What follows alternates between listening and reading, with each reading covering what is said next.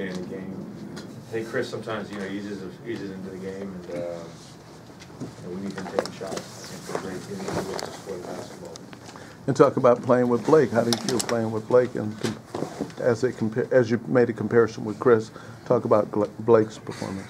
Blake, he brings it every night.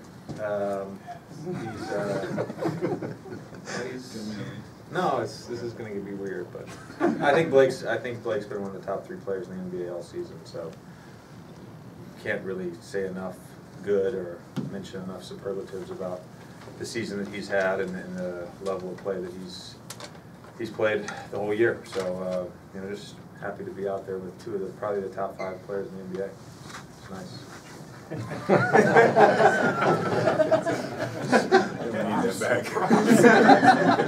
Blake, how is it playing with JJ? Oh man, it's great. No, but really though, having him back,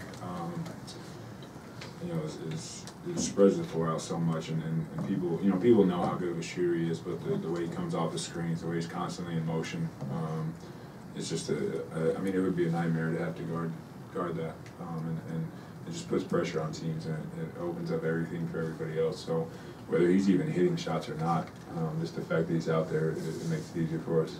What does getting Darren back to the bench do just for sort of the conventional lineup that you guys had most of the season? It just gives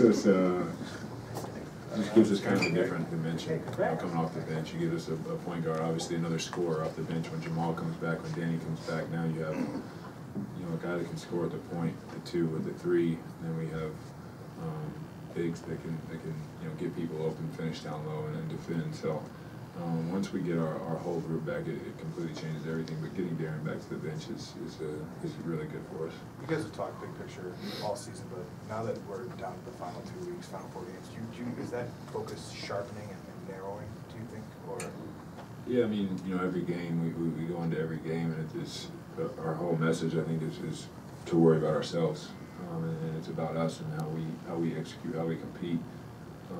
At this point, even it being kind of tight in the Western Conference, like the playoff race and all that, everybody kind of knows where they're going to be at. Everybody knows who they are, and I think we know who we are. We just want to really sharpen the things we do, and really be hitting on all cylinders. The schedule over the course of the years kind of kicks you guys a couple different ways, but now it's allowed for rest and practice.